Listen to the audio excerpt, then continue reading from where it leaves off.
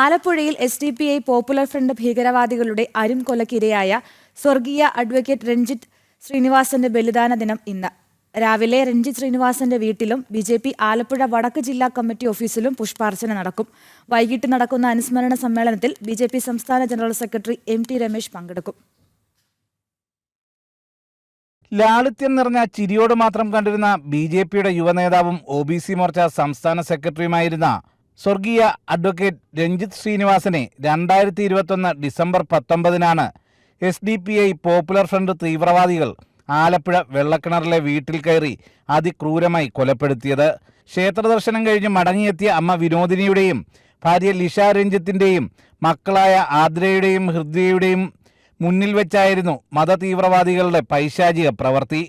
അക്രമികളുടെ ക്രൂരതയുടെ ആഴം തിരിച്ചറിഞ്ഞ കോടതി രഞ്ജിത്ത് ശ്രീനിവാസൻ വധക്കേസിലെ മുഴുവൻ പ്രതികളെയും വധശിക്ഷയ്ക്ക് വിധിച്ചിരുന്നു.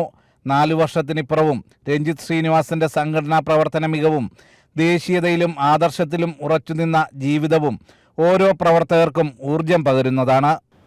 നമുക്കറിയാം, അദ്ദേഹം OBC മോർച്ചയുടെ സംസ്ഥാന സെക്രട്ടറി എന്നുള്ള നിലയിൽ പ്രവർത്തിച്ചു വരവെയാണ് മത തീവ്രവാദ ശക്തികൾ അദ്ദേഹത്തിൻ്റെ വസതിയിൽ കടന്നു ചെന്ന്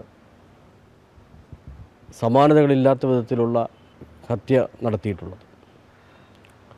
അത് തീർച്ചയായിട്ടും ഒരു ആദർശത്തിന് വേണ്ടിയിട്ട് പ്രവർത്തിക്കുന്ന പ്രവർത്തകരെ സംബന്ധിച്ച് എന്നും അവരുടെ മുന്നോട്ടുള്ള പ്രവർത്തനത്തിന് ഒരു മാർഗദർശകത്വം നൽകുന്ന ബലിദാനമാണ് അദ്ദേഹത്തിൻ്റെ ആ ഒരു പ്രവർത്തനങ്ങൾ വിലയിരുത്തുമ്പോൾ അദ്ദേഹത്തിൻ്റെ ബലിദാനത്തിലൂടെ വ്യക്തമാകുന്നത്.